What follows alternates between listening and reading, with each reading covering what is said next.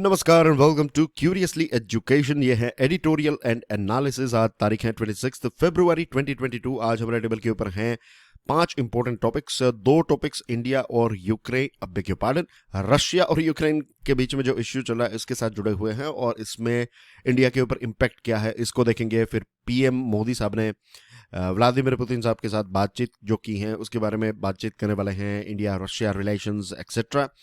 फिर ये वाला टॉपिक जो है ये इंडिया श्रीलंका के साथ जुड़ा हुआ है, इलेक्शंस के बारे में, कॉन्स्टिट्यूशन के बारे में बात करेंगे और लास्ट में फायर क्रैकर इंडस्ट्री को देखने वाले हैं। I have one MCQ as well for you guys.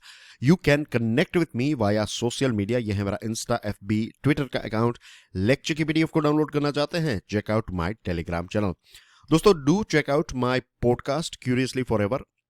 इसमें आपको मोटिवेशनल स्टोरीज, मोटिवेशनल कोट्स को बहुत ही सिंपल हिंदी लैंग्वेज में एक्सप्लेन किया गया है। ये सारे पॉडकास्ट प्लेटफॉर्म्स पर अवेलेबल हैं। हमारी 2 चैनल्स हैं, क्यूरियसली एजुकेशन, क्यूरियसली फॉरएवर। दोनों को सब्सक्राइब करना ना भूलें। इस वीडियो को दूसरे लोगों के साथ शेयर जरूर करें। वीडियो पसंद आए तो hit the like button and please stick your review about this series in the comment section. तो चलिए बात करते हैं the perfect storm, the Hindu का ये आर्टिकल है।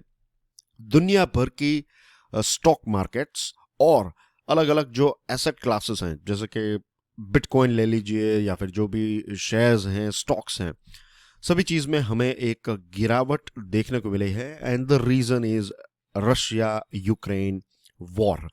और रशिया यूक्रेन वॉर पर मैंने एक वीडियो भी बनाया है, इसी चैनल पर अवेलेबल है। अगर नहीं देखा है तो उसको जरूर देख लीजिएगा। आपको मेन रीजन पता चल जाएगा कि क्यों रशिया ने यूक्रेन पर अटैक किया, उसका क्या कारण है, वो चीज आपको इसमें समझ में आ जाएगी उस वीडियो में।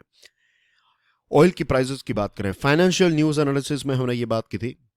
ऑयल की प्राइस जो है ये $105 पर बैरल तक पहुंच गई है। अब देखिए, रशिया से हम इतना ज्यादा ऑयल नहीं मंगवाते, ना के बराबर ऑयल जो है वो हम रशिया से मंगवाते हैं, लेकिन ओवरऑल देखा जाए तो रशिया जो है एक बहुत बड़ा ऑयल एंड गैस सप्लायर है। तो रशिया जितने देशों में ऑयल सप्लाई कर रहा है, तो यहाँ पर सप्लाई में एक प्रकार का इश्यू तो देखने को मिलेगा ही, क्योंकि आपकी जो फ्रेट है, आपका जो सामान एक जगह से दूसरी जगह पर जाता है, तो वॉर लाइक सिचुएशन में ये चीज नहीं हो पाती। तो ओवरऑल आप कह सकते हैं कि ग्लोबल लेवल पर सप्लाई में एक प्रकार का डिस्टॉर्शन देखने को मिलेगा। और इसकी वजह से होगा ये कि जिन देशों से हम ऑयल खरीदते हैं, जैसे कि मिडल ईस्ट कंट्रीज हैं, अफ्रीका के देश हैं, तो यहाँ के जो सप्लायर्स हैं उनको नए बायर्स से ऑर्डर्स मिलेंगे, तो ऑयल की जो सप्लाई है वो कम होगी, तो इसकी वजह से प्राइस जो है वो ज्यादा होगी। तो डायरेक्टली इनडायरेक्टली इसकी इंपैक्ट जो है वो हमें देखने को मिलेगी ही। हमारी इकोनॉमी के ऊपर इसकी एक नेगेटिव इंपैक्ट हमें देखने को मिलेगी ही। स्टॉक मार्केट्स हमारे देश की जो है वो भी गिर चुकी हैं, काफी हद तक गिरी है और रुपये की वैल्यू जो है वो भी कम हुई है। ऐसा जब होता है ना, तब एक एसेट ऐसा है, एक इन्वेस्टमेंट का एसेट ऐसा है जो हमेशा बढ़ता जाता है, और दैट इज गोल्ड। क्योंकि गोल्ड जो है वो सबसे सेफ माना जाता है, सेफ इन्वेस्टमेंट, क्योंकि गोल्ड जो है फिजिकली आपके पास रहेगा। और स्टॉक मार्केट का तो क्या है, अप डाउन होती रहती है, लेकिन गोल्ड जो है उसमें उतना ज्यादा आपको उछाल देखने को नहीं मिलता है और उतनी ज्यादा गिरावट भी देखने को नहीं मिलती है। लेकिन इट इज ए पैटर्न कि जब स्टॉक मार्केट बहुत अच्छा परफॉर्म करती है तो नेचुरली पैसे वहां पर ज्यादा मिल रहे हैं आपको, तो लोग क्या करेंगे, गोल्ड बेचकर अपने पैसे जो है वो स्टॉक मार्केट में इन्वेस्ट करेंगे ताकि वो फटाफट ज्यादा प्रॉफिट कमा सके।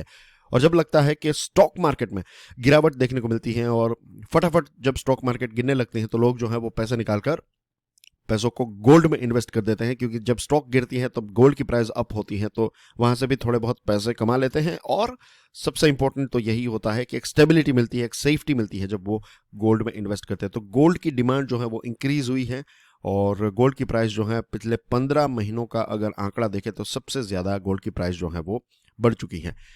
अब रिकवरी की कोशिश की जा रही है, ग्लोबल इकोनॉमी की रिकवरी आफ्टर कोविड-19 पैंडेमिक इम्पैक्ट। और वेस्टर्न वर्ल्ड की बात करें, खास करके डेवलप्ड देशों में, जैसे कि यूके ले लीजिए, फ्रांस है, जर्मनी एंड यूएसए, कनाडा, ये सारे अलग अलग देशों में इन्फ्लेशन जो है वो काफी ज्यादा है।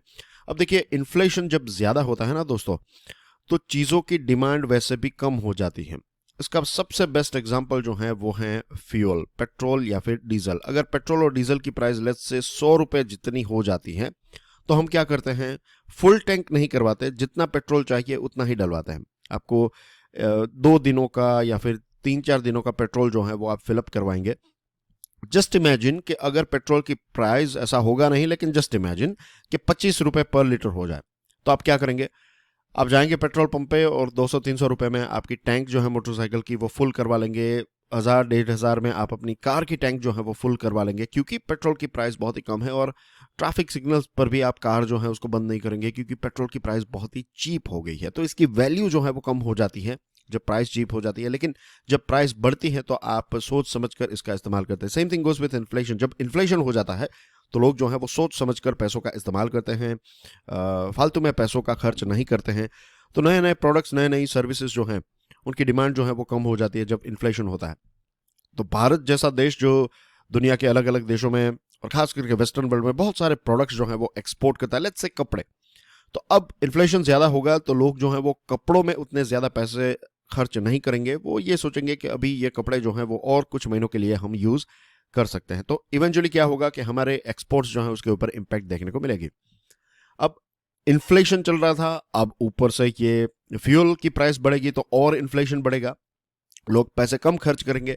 ऊपर से यूएस फेडरल रिजर्व जो है इजी मनी को रोक रहा है। इजी मनी, अब इसको भी, इजी मनी का मतलब क्या होता है इसको समझ लेते हैं। मान लीजिए कि ये यूएस फेडरल रिजर्व है और ग्रोथ को प्रमोट करने के लिए, जैसे हमारी आरबीआई ने जो किया है, वैसे ही दुनिया की अलग अलग जो सेंट्रल बैंक है वो क्या करती हैं कि जब वो ग्रोथ चाहते हैं, जब चाहते हैं कि लोग जो है वो ज्यादा पैसे कमाएं और इकोनॉमी जो है वो अच्छी स्पीड से आगे बढ़े, तो पैसों का फ्लो जो है वो बढ़ाया जाता है। पैसों का फ्लो कैसे बढ़ाया जाता है? इंटरेस्ट रेट को कम करके, राइट? इंटरेस्ट रेट जो है उसको कम किया जाता है।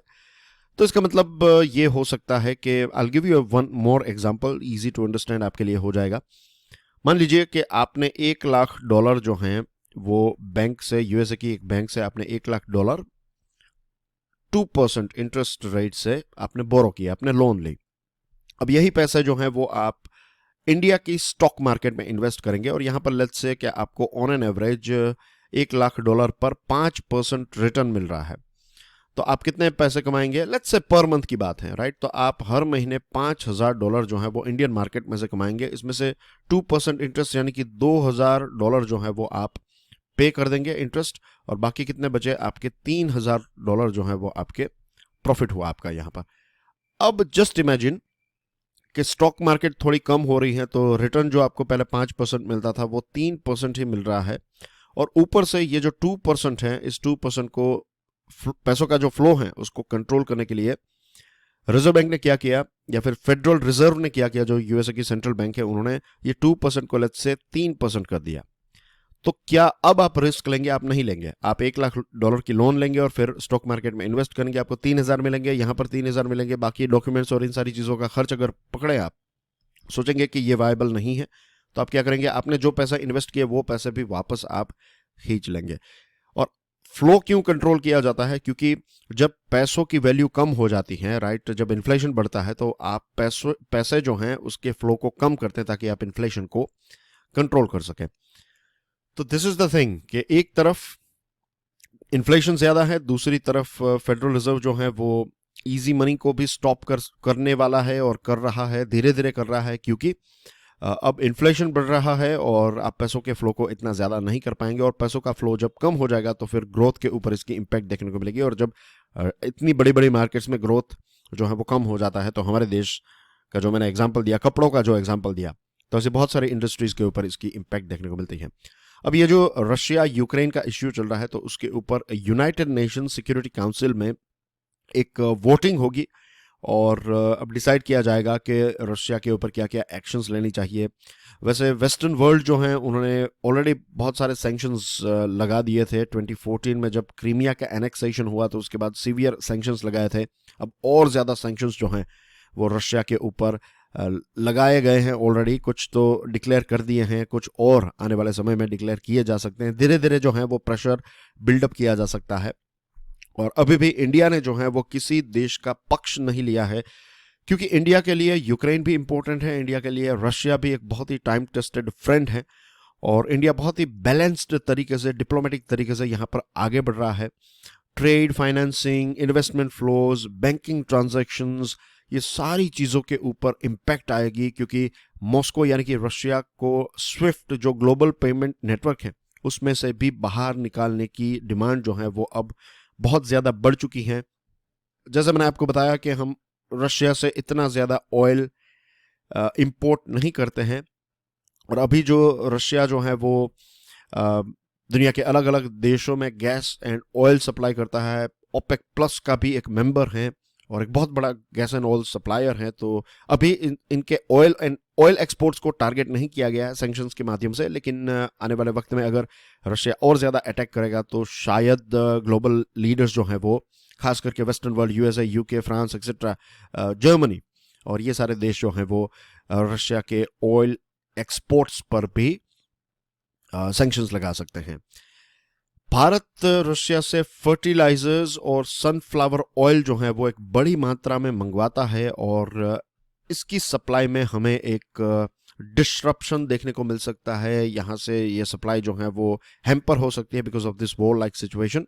और बिजनेस की बात करें तो हम उतनी ज़्यादा चीज़ें रशिया को एक्सपोर्ट नहीं करते। हमारा टोटल जो एक्सपोर्ट है पूरी दुनिया में जितनी भी चीज़ें हम एक्सपोर्ट करते हैं, तो 1% से भी कम सामान जो है वो हम रशिया को एक्सपोर्ट करते हैं। हाँ, फार्मास्यूटिकल्स और चाय, ये दो चीज़ें ऐसे, ये दो प्रोडक्ट्स ऐसे हैं जो हम रशिया को एक्सपोर्ट करते हैं, और इसमें भी हमें कुछ चैलेंजेस देखने को मिलेंगे, क्योंकि वो लाइक सिचुएशन जब होती है तो फ्रेट यानी कि आपके ट्रांसपोर्टेशन की प्राइस भी काफ़ी बढ़ जाती है। ट्रांसपोर्टेशन के ऊपर जो इंश्योरेंस होता है उसकी कीमत भी काफ़ी बढ़ जाती है। और जैसे मैंने आपको बताया कि रुपी जो है वो प्रेशर में है, गोल्ड इंपोर्ट्स जो हैं वो बढ़ सकते हैं क्योंकि गोल्ड की डिमांड काफ़ी बढ़ चुकी है।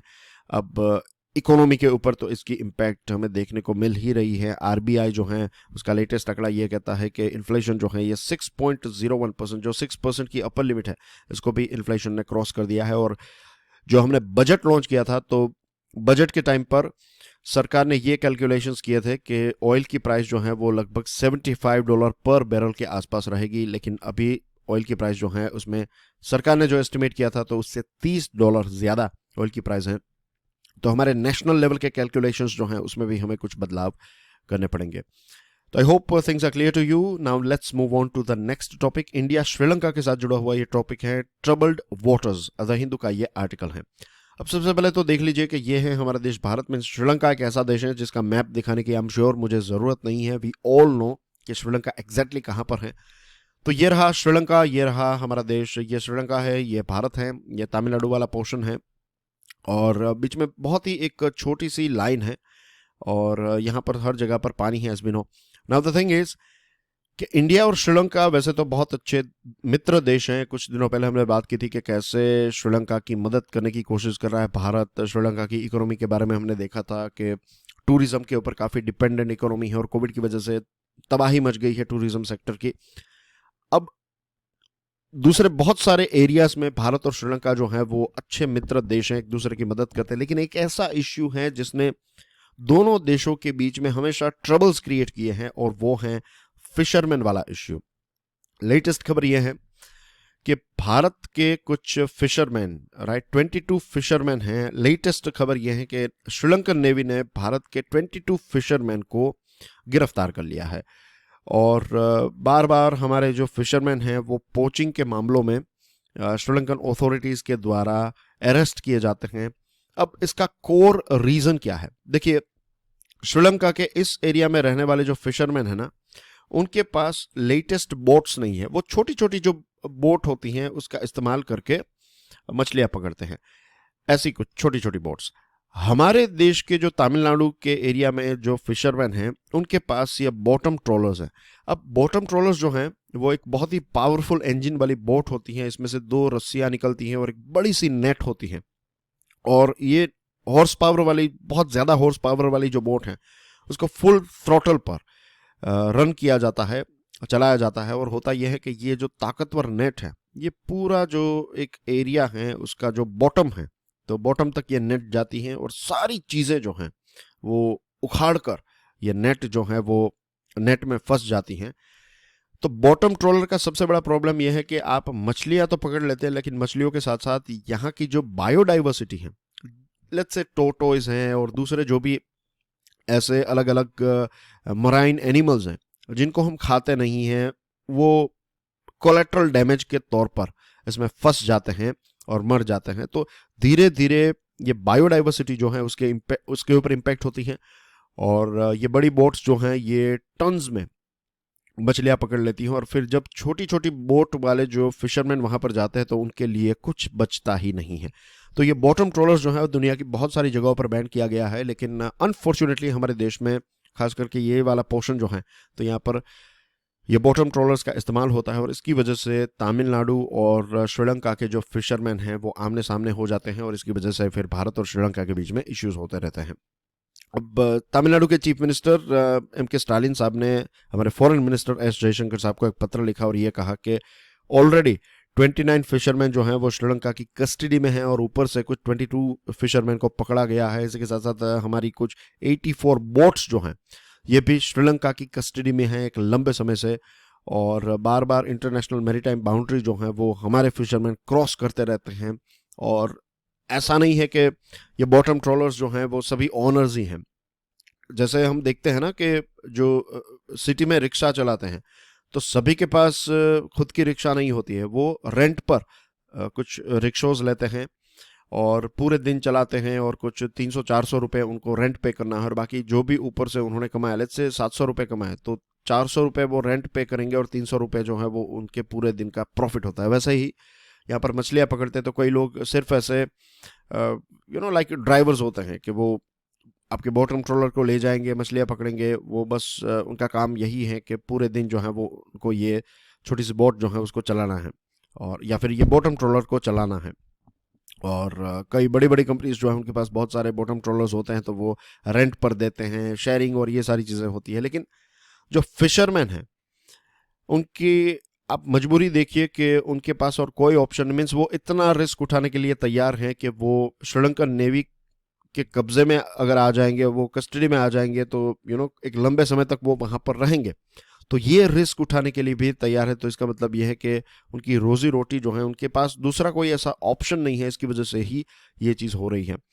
27 से 29 जनवरी की बात करें तो 2 फिशरमैन जो जाफना के यानी कि श्रीलंका के 2 फिशरमैन जो हैं, उनकी बोट हमारी बोट से टकराई, हमारे देश के फिशरमैन की बोट के साथ, और फिर 2 फिशरमैन श्रीलंकन फिशरमैन की मृत्यु हो गई थी। ये रिपोर्ट भी हमें पढ़ने को मिले थे, और श्रीलंका ने बिना पूछे 140 जो इंडियन बोट्स थी तो उनका ऑक्शन भी कर दिया, तो इसकी वजह से भी इश्यूज क्रिएट हुए हैं। फिर हर साल एक एनुअल फेस्टिवल होता है सेंट एंथोनीज चर्च श्रीलंका में, मार्च में होता है ये, तो इसको लेकर भी कोई डिक्लेरेशन नहीं है, कोई अपडेट नहीं है फ्रॉम कोलंबो, ये श्रीलंका में होता है। तो ये जो फिशरमैन है तो वो इनकी पूजा करते हैं सेंट एंटोनीज चर्च में, मीन्स एक खास कनेक्शन है उनका। तो I am not going into too much details, मैं ऊपर ऊपर से ही चीज़ें बता रहा हूँ।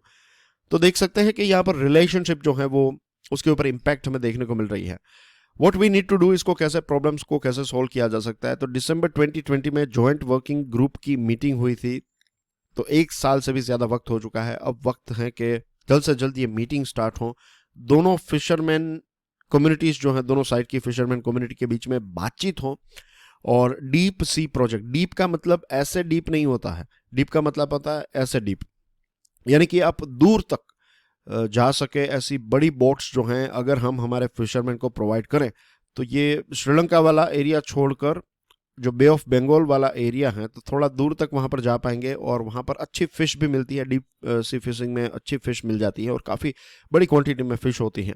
ऑफ कोर्स बॉटम ट्रॉलर्स का इस्तेमाल नहीं करना है, लेकिन जो दूसरी टेक्निक्स यूज़ की जाती है तो उनका इस्तेमाल करने के लिए डीप सी फिशिंग प्रोजेक्ट जो है उसको हमें प्रमोट करना पड़ेगा। और भारत की सरकार जो है वो श्रीलंका के इंडिया के जो तमिलनाडु के जो फिशरमैन हैं उनको डीप सी बोट्स अगर प्रोवाइड करें स्टेट गवर्नमेंट के साथ मिलकर, तो ये प्रॉब्लम को कुछ हद तक हम सॉल्व कर सकते हैं। इसी के साथ साथ एक गुडविल जेस्चर के तौर पर हम श्रीलंका के जो नॉर्दर्न प्रोविंस के फिशरमैन हैं उनकी भी कुछ ना कुछ अगर थोड़ी मदद कर ले, तो दोनों देशों के बीच में मित्रता जो है वो और ज़्यादा बढ़ेगी, खास करके फिशरमैन कम्युनिटी के बीच में। और ये प्रॉब्लम को हमें सॉल्व करना ही चाहिए, क्योंकि एक लंबे हर साल ये चीज़ जो है वो पॉपअप होती रहती हैं। और इसका सॉल्यूशन जो है वो सभी स्टेक होल्डर्स यानी कि दोनों देशों की सरकार और दोनों देशों की फिशरमैन कम्युनिटी को मिलकर ही इसका सॉल्यूशन जो है वो निकालना पड़ेगा। Moving on, stay the course, Indian express का ये आर्टिकल है। दोस्तों, प्राइम मिनिस्टर नरेंद्र मोदी साहब ने एक फ़ोन कॉल किया था व्लादिमीर पुतिन साहब के साथ, उनकी बातचीत हुई और यही कहा उन्होंने कि दोनों जगहों को, यूक्रेन और रशिया को जो है वो वायलेंस का इस्तेमाल नहीं करना चाहिए और बातचीत से ही इस प्रॉब्लम को सॉल्व किया जा सकता है। तो अभी हमने किसी भी देश का पक्ष नहीं लिया है और हम जानते हैं कि ये इश्यू कितना डेंजरस है, क्योंकि ऑलरेडी हम दो जगहों से ये चीज़ फेस कर रहे हैं। नॉर्थन नेबर्स की बात करें तो एक तरफ हमारे देश के एक तरफ है पाकिस्तान और एक तरफ है चाइना। तो ये दोनों क्या कर रहे हैं, we know it very well, right? This is India here. तो भारत चाहता है कि ऐसी चीज़ें कहीं पर भी ना हो, राइट? लेकिन Russia is a very good friend of hours, right? तो हम रशिया के खिलाफ भी डायरेक्टली नहीं जा सकते और यहाँ पर हम इमोशंस से कम और लॉजिक से, डिप्लोमेसी जो है वो बहुत ही लॉजिकल एक सेक्टर है, बहुत ही लॉजिकल डोमेन है। आप ऐसे हार्श या फिर क्विक डिसीजन नहीं ले, आपको दूर की सोचने पड़ती हैं कि फ्यूचर में इसकी इम्पैक्ट क्या हो सकती है। रशिया आज भी भारत का सबसे बड़ा डिफेंस सप्लायर है और टाइम टेस्टेड सप्लायर हैं। जब लद्दाख में चाइना ने इश्यूज क्रिएट किए तो हमारे डिफेंस मिनिस्टर राजनाथ सिंह जो हैं वो रशिया की यात्रा पर गए थे और उस टाइम पर रशिया ने कहा कि आपको मिलिट्री सप्लाईज में किसी भी प्रकार की कमी नहीं मिलेगी, राइट? आपको सारी चीज़ें पहुंचाते रहेंगे। और आपकी स्क्रीन पे ऊपर ये जो ट्रक हैं, तो इसके पीछे जो चीज़ है इसको कहते हैं, ये पूरा ट्रक जो है, ये पूरी सिस्टम जो है इसको कहते हैं S-400 एयर डिफेंस सिस्टम। तो ये ऑटोमेटिक होती हैं और कैसे है कि आप इसको कहीं पर रख दीजिए और सारे सेटिंग्स कर दीजिए, तो अगर कोई आपकी एयर स्पेस में अननोन एयरक्राफ्ट आ जाएगा तो ये मिसाइल्स जो हैं ये ऑटोमेटिकली लॉन्च हो जाएगी और उस एयरक्राफ्ट को डिस्ट्रॉय कर देगी। तो ये S-400 एयर डिफेंस सिस्टम जो है वो भी रशिया हमें प्रोवाइड करने वाला है और यूनाइटेड नेशन सिक्योरिटी काउंसिल में भी हमारा एक बहुत ही रिलायबल मित्र है। जब भी हमें कोई प्रॉब्लम होता है तो रशिया हमेशा हमारे साथ रहता है। इसी के साथ अफगानिस्तान का इश्यू हो जिसमें भारत को ऐड नहीं किया जा रहा था, लेकिन फिर रशिया के कहने पर भारत को इसमें ऐड किया गया। सेंट्रल एशिया में जो भी इश्यूज होते हैं तो उसमें भी भारत को ऐड, जैसे कि for example Shanghai cooperation organisation, तो इसमें रशिया के कहने पर ही हमें इस ग्रुप में ऐड किया गया। तो बहुत लेवल पर रशिया जो है वो काफ़ी अच्छी तरीके से हमारे साथ रिलेशनशिप रखता है और भारत के रिलेशनशिप यूएसए के साथ, यूरोपियन यूनियन के साथ, यूके और दूसरे वेस्टर्न वर्ल्ड के देशों के साथ भी काफ़ी अच्छे हैं। फ्रांस के साथ हमारे डिफेंस रिलेशन काफ़ी बढ़ते जा रहे हैं। फ्रांस हमें एयरक्राफ्ट प्रोवाइड करता है, एसबिनो रफाल उन्होंने प्रोवाइड किए, मिराज हमने उनसे खरीदे थे। और जब भी चाइना का इश्यू होता है लाइन ऑफ एक्चुअल कंट्रोल का, तो बहुत सारे वेस्टर्न देश हमें सपोर्ट करते रहते हैं इंडो पैसिफिक और दूसरे ऐसे डोमेन्स में। तो we have to be very careful और सोच समझकर हमें स्टेटमेंट्स देने होंगे। लेकिन अब देखते हैं आगे क्या होता है, क्योंकि यूनाइटेड नेशन सिक्योरिटी काउंसिल में एक यूक्रेन और रशिया का जो ये रशिया ने स्पेशल मिलिट्री ऑपरेशन लॉन्च किया है, तो इसके ऊपर एक वोटिंग होने वाला है, एक रेजोल्यूशन होगा। तो देखते हैं कि भारत यूएनएससी में क्या स्टैंड लेता है, क्या भारत का एक स्टैंड होता है या फिर क्या भारत कहता है, वो we have to wait and watch for it. इसी के साथ दुनिया में ऐसी भी एक चीज़ चल रही है, या तो आप हमारे साथ हैं या फिर आप हमारे खिलाफ हैं। अगर आप हमारा साथ नहीं देंगे दैट मीन्स यू आर हमारे खिलाफ हैं। तो ऐसी चीज़ों के बारे में भी अब हमें थोड़ी क्लैरिटी रखनी चाहिए कि कुछ अगर लेट्स से अगर हम यूक्रेन के बारे में कुछ कहें तो फिर रशिया को ये लगेगा कि भारत हमें डिच कर रहा है या फिर भारत हमारा साथ नहीं दे रहा है। तो ऐसे सिग्नल्स भी ना आ जाए, we have to be very careful, क्योंकि कल अगर लेट्स से चाइना ने कुछ किया तो उस टाइम पर हमें भी रशिया की ज़रूरत पड़ेगी। यूक्रेन भी एक बहुत ही इंपॉर्टेंट देश है, हमारी यूक्रेन के साथ कोई दुश्मनी नहीं है, ट्रेड अच्छा करते हैं, बिजनेस अच्छा करते हैं, अच्छे रिलेशंस हैं। तो यहाँ पर ऐसा भी नहीं है कि हम यूक्रेन के खिलाफ जाए, लेकिन एज यू नो के we have to be very balanced. अब देखते हैं इसमें आगे क्या होता है। I'll bring some more videos today। मैं कुछ और वीडियोस लेकर आऊँगा इस चैनल पर। इस विषय के साथ जुड़ा हुआ यूक्रेन रशिया। एक तो मैंने जो बताया कि क्यों अटैक किया, तो नेटो का जो एक एक्सपांशन चल रहा है, तो ये एक मेन रीज़न आया, और क्यों ऐसा हो रहा है और क्या क्या हुआ वो सारी चीज़ें एक्सप्लेन की है। अब कुछ और विषयों पर हम बात करने वाले हैं। Elections, virtues and public spirit. Voting के टाइम पर क्या होता है? वोटिंग के टाइम पर जो रिप्रेजेंटेटिव्स हैं वो हमारे घर घर आते हैं, दरवाज़ा खटखटाते हैं, हमसे 2-5 मिनट बात करते हैं, उनके एस्पिरेशंस और क्या क्या ज़रूरत है और आपको क्या चाहिए, ये सारी चीज़ों के बारे में बातचीत होती है। एक प्रकार की डोर टू डोर एडवर्टीजमेंट करते हैं, अपील करते हैं कि हमें वोट दीजिए etcetera, as we all know. और हम ये भी जानते हैं कि एक बार इलेक्शन हो गया तब ऑल ऑफ द सडन वो बहुत ही बिजी हो जाते हैं, आप कॉल करेंगे तो कॉल भी नहीं उठाएंगे, तो ऐसी चीज़ें भी होती हैं। अब एक लंबे समय से हमने ये देखा है कि जीत जाने के बाद सारा फोकस जो है वो अपने परिवार और अपने नज़दीकी लोगों को कैसे आगे बढ़ाना, कैसे कॉन्ट्रैक्ट मिले, ये वो सारी चीज़ें जो हैं वो चलती रहती है। और बहुत सारी पॉलिटिकल पार्टीज और पॉलिटिकल लीडर्स जो हैं वो कास्ट ग्रुपिंग्स, रीजनलिज्म, रिलीजन, इन सारी चीज़ों के आधार पर वोट जो है वो लेते रहते हैं। कॉन्स्टिट्यूशन क्या कहता है? हमारा कॉन्स्टिट्यूशन ये कहता है कि हम सब इक्वल हैं, राइट। हम स्कूल में स्कूल और कॉलेजेस में कोर्सेज में कॉन्स्टिट्यूशन पढ़ते हैं, और सिविल सर्विसेज की प्रिपरेशन करने के लिए फिर से लोग जो हैं वो एनसीईआरटीज पढ़ते हैं, और पढ़नी भी चाहिए। और फिर एम लक्ष्मीकांत पढ़ते हैं, डॉक्टर सुभाष कश्यप की किताब जो है वो पढ़ते हैं, और कॉन्स्टिट्यूशन को और अच्छी तरीके से समझते हैं और चीज़ों को ऑब्जर्व करते हैं और गहराई में जाते हैं, वीडियोस देखते हैं, और पता चलता है कि जो कॉन्स्टिट्यूशन में लिखा गया है और जो रियलिटी में हो रहा है उसमें बहुत बड़ा डिफरेंस है। एक रिपब्लिक का मतलब ये होता है कि किंग कौन है? एमपी किंग नहीं है, एमएलए किंग नहीं है, प्राइम मिनिस्टर प्रेसिडेंट किंग नहीं है।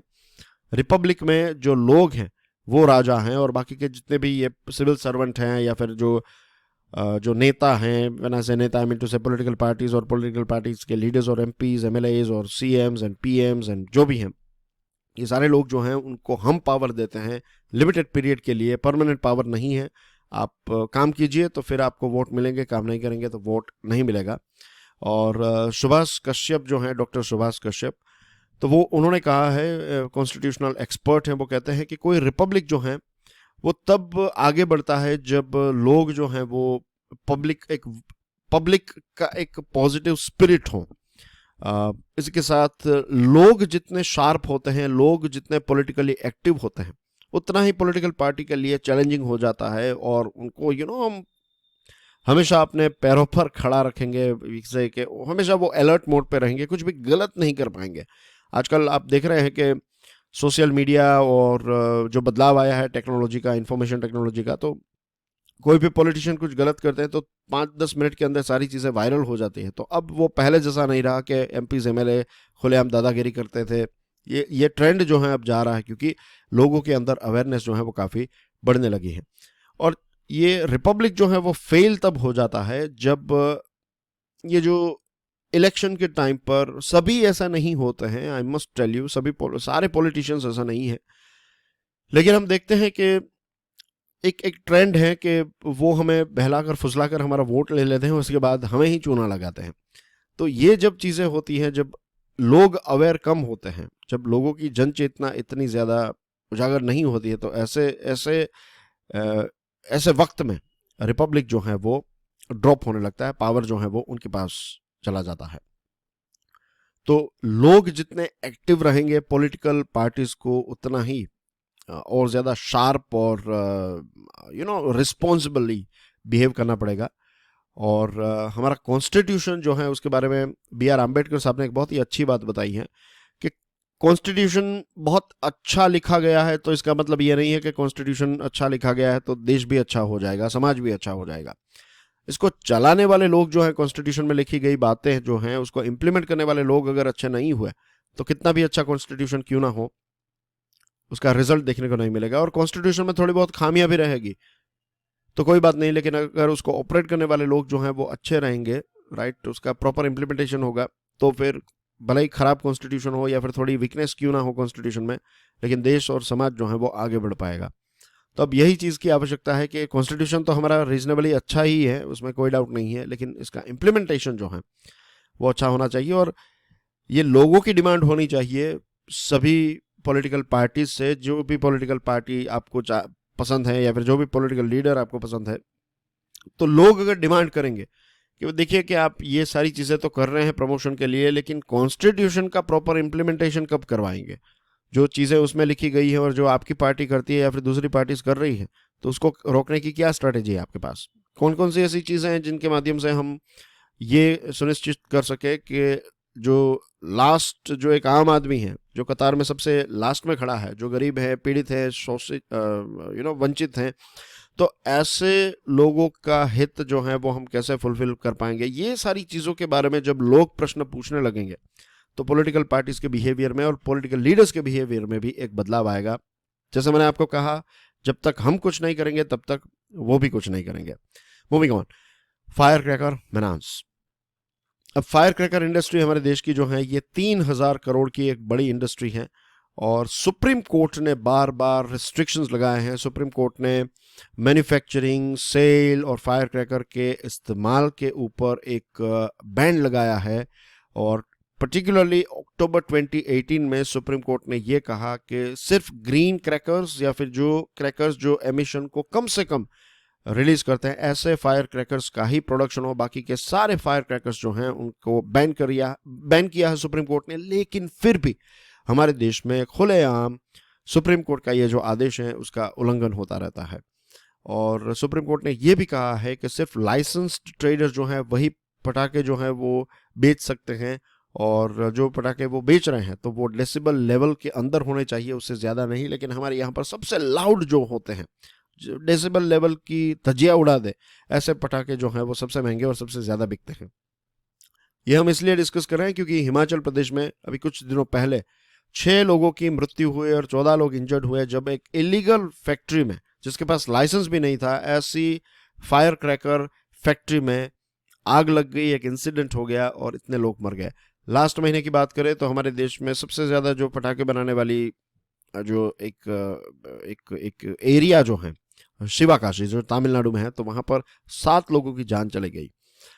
और सेफ्टी कंसर्न्स में शिवाकाशी तो एक बहुत बड़ी एक मार्केट है, एक बहुत बड़ा एक हब है, तो यहाँ पर भी आप बहुत सारी इलीगल फैक्ट्रीज देखते हैं और यहाँ पर भी जो सेफ्टी स्टैंडर्ड्स हैं उनको फॉलो नहीं किया जाता। जो यहाँ पर बहुत सारे बच्चे भी काम करते हैं जो अलाउड नहीं होना चाहिए, नहीं है, इनफैक्ट लीगली अलाउड नहीं है, फिर भी ऐसा होता है। इसके अलावा ट्रेनिंग के बिना जो है पटाखों को हैंडल करना, केमिकल्स को हैंडल करना, और इसकी वजह से ये सारे इश्यूज जो हैं वो होते रहते हैं। इसको सॉल्व करने के लिए लाइसेंस प्राप्त करना जो है वो और ज़्यादा टफ होना चाहिए और सिर्फ लाइसेंस को टफ करने से कुछ नहीं होगा। जो लोग मॉनिटरिंग के लिए जाते हैं, अगर वहाँ पर करप्शन होगा, आप कहीं पर गए और देखा कि चीज़ें अच्छी नहीं हैं और 30-40 हज़ार रुपये लेकर वहाँ से चले गए, तो फिर लोगों की जान जो है वो जाती रहेगी। लेकिन अगर प्रॉपर मॉनिटरिंग किया जाए और इलीगल फैक्ट्रीज को हटाया जाए और जो लीगल फैक्ट्रीज हैं जिनके पास लाइसेंस हैं, तो उनकी जो स्टैंडर्ड ऑपरेटिंग प्रोसीजर हैं, सेफ्टी ड्रिल्स, ये सारी चीज़ें अगर टाइम पर करवाई जाए और जेन्युइनली अगर की जाए, तो ये सारी चीज़ें जो हैं, ये ऐसे इंसिडेंट्स जो होते रहते हैं जिसमें इवेंचुअली मरता कौन है? गरीब व्यक्ति मर जाता है, एक मजदूर व्यक्ति मर जाता है। एंड जस्ट इमेजिन, जिन लोगों की मृत्यु हुई है उनके परिवार के बारे में सोचिए, उनकी जो वाइफ्स हैं, उनके जो बच्चे हैं, उनका क्या होगा आप सोचिए। और आज जो बच्चे ऐसी फैक्ट्रीज में काम कर रहे हैं, तो वे ऐसे ही परिवार से आते रहते हैं जिनके पिताजी की मृत्यु ऐसे कुछ इंसिडेंट से हो गई या फिर वो डिसेबल हो गए हैं, उनके पास कोई ऑप्शन नहीं है। और जो एक तरफ हम हमारे देश का डेमोग्राफिक डिविडेंड बढ़ाना चाहते हैं, देश को और ज़्यादा मजबूत बनाना चाहते हैं, जो कॉन्स्टिट्यूशन में चीज़ें लिखी गई हैं वो सारी चीज़ों का वायोलेशन हो जाता है जब कुछ पैसों के लिए जो रिस्पॉन्सिबल लोग हैं वो करप्शन और कुछ पैसों के लिए ये सारी चीज़ों को निगलेक्ट कर देते हैं। And that's everything in today's discussion. दोस्तों, कल जो मैंने प्रश्न पूछा था, ये रिसर्च सुपर क्लस्टर वाला AI सुपर कंप्यूटर, तो ये मेटा यानी कि जो फेसबुक है उसका नाम अब चेंज होकर मेटा हो गया, तो ये मेटा कंपनी बना रही है। और आपके लिए एक प्रश्न है कि पिछले 12 सालों से कंटिन्यूसली रशिया का सबसे बड़ा ट्रेडिंग पार्टनर कौन सा देश है? बताइए। 4 ऑप्शन है आपकी स्क्रीन पर। And that's everything from my side. NATO का ईस्टर्न एक्सपांशन जो है उसको ब्रीफली एक्सप्लेन कीजिए, ये आपका आंसर राइटिंग का क्वेश्चन है। Do check out my motivational podcast curiously forever, ये Spotify, Gaana, Jio Saavn, Google podcast, Amazon music, इसके अलावा भी जो दूसरे पॉडकास्ट के प्लेटफॉर्म्स हैं इस पर अवेलेबल है। दोनों चैनल्स को सब्सक्राइब करना ना भूलें, वीडियो को शेयर ज़रूर कीजिएगा। लुक एट दिस, नालंदा ना आलमदा, इसका मतलब क्या होता है पता है? No stopping of the gift of knowledge. तो share this knowledge and video पसंद आया हो तो hit the like button. Answer और रिव्यू को कमेंट सेक्शन में ज़रूर डालिएगा।